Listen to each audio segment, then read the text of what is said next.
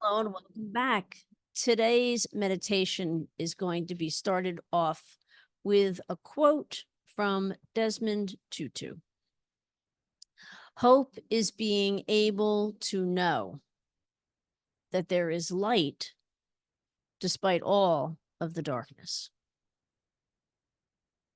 Today's particular hymn on the topic of hope is one that comes from a supplemental book that we use in the Episcopal Church called Wonder, Love, and Praise.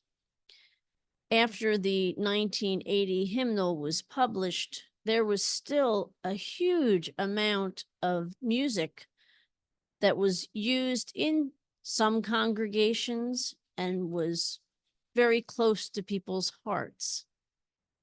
And they didn't want to suddenly not be able to sing those songs within the church. So the publishers then came out with what we again call supplemental books. Wonder, Love, and Praise is one of about 5 or 6 that were published soon after the hymnal came out.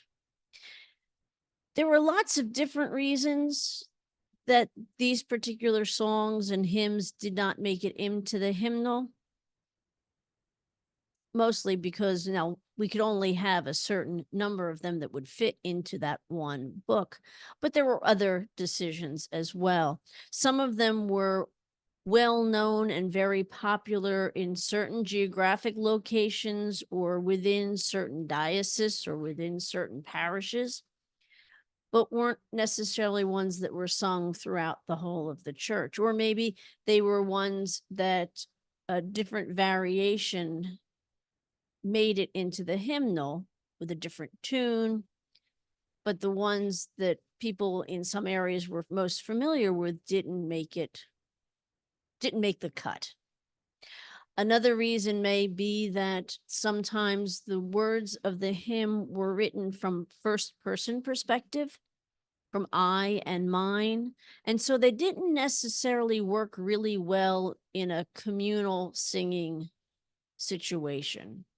When a group of people were gathering together on a Sunday morning service, they may not have translated really well to the group setting and using the term I or mine. Some of them were theologically set in a certain time period, and as our theology and understanding of God had progressed through time, maybe the words weren't necessarily, or the ideas weren't necessarily things that were thought about by the church today. So there's lots of different reasons why the hymns were not put into the hymnal, and yet there was a huge number of them that were still very much used in the church. So that's how we ended up with our supplemental music. Today's hymn is set to a very familiar tune, and it's in the Advent section of Wonder, Love, and Praise. But the reason I've given you so much background on supplemental books is because that's about all I know about this particular hymn. We do know it was written by a gentleman named Dean W. Nelson, and that he was born in 1944 because that's listed in the music itself. But we really don't know much beyond that. So I'm sure you may be a little disappointed, as I was, that we don't know very much more about this person. But we certainly do know that he had an ability to take the darkness around us in the darkest of times and remind us about that thread of hope that we can hang on to as we continue through the darkness towards the light. So during today's meditation, I'd like to try something a little bit different. As always, I hope you're sitting in a comfortable place where you can just block out the sounds of the world around you and take a few minutes to take a few deep breaths. And then I'm going to ask you, as you're taking your deep breaths, to close your eyes and imagine a particular setting. Imagine for a moment that you're sitting outside in your comfortable chair, but you're outside. It's a little bit chilly. It's very dark. It's just before sunrise. And that cold is starting to get to you a little bit, and the darkness that you can't see anything around you. So you're thinking to yourself, I think I'm going to just get up and go back inside. And then suddenly, way off in the distance, you see a small pinpoint of light. And as you're listening to the words of our hymn, imagine that light growing larger and larger as the sun rises and you begin to feel that warmth on your face. Signs of endings all around us. Darkness, death, and winter days shroud our lives in fear and sadness, numbing mouths that long to praise. Come, O Christ, and dwell among us. Hear our cries. Come, set us free. Give us hope and faith and gladness. Show us what there yet can be. Can it be that from our endings, new beginnings you create? Life from death? And from our rendings, realms of wholeness generate. Take our fears then, Lord, and turn them into hopes for life anew. Fading light, dying season, sing their glorias to you.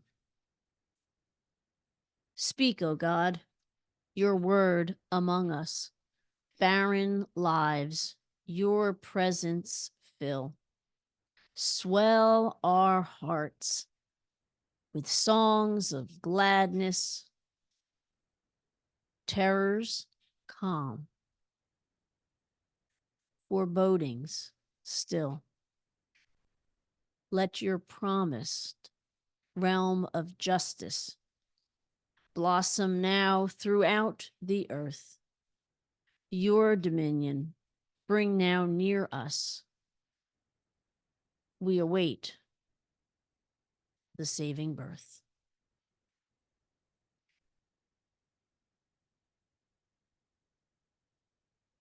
And although we know very little about the inspiration of this hymn, it feels like it would be appropriate to look to the book of Jeremiah with the quote, "For I know the plans I have for you, declares the Lord, plans to prosper you and not to harm you, plans to give you hope and a future."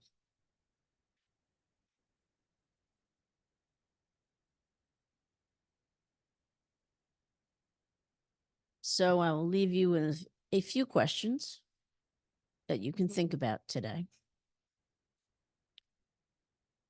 First one being, in a time when our world is full of turmoil, strife, signs of endings all around us, how do you feel connected to this hymn?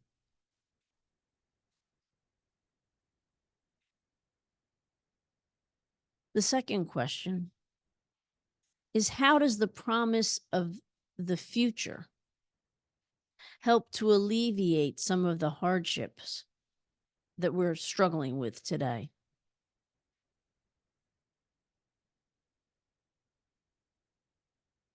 And my third question really isn't a question, it's a hope that I have for you all. Take some time later on today. See if you can tap back into that imagining of the sun rising. And allow yourself to imagine just what it will be like in the future when our hearts will once again swell with songs of gladness. And I leave you today with all the hope that we can muster together. And I look forward to seeing you tomorrow again. So until then, please take care. God bless.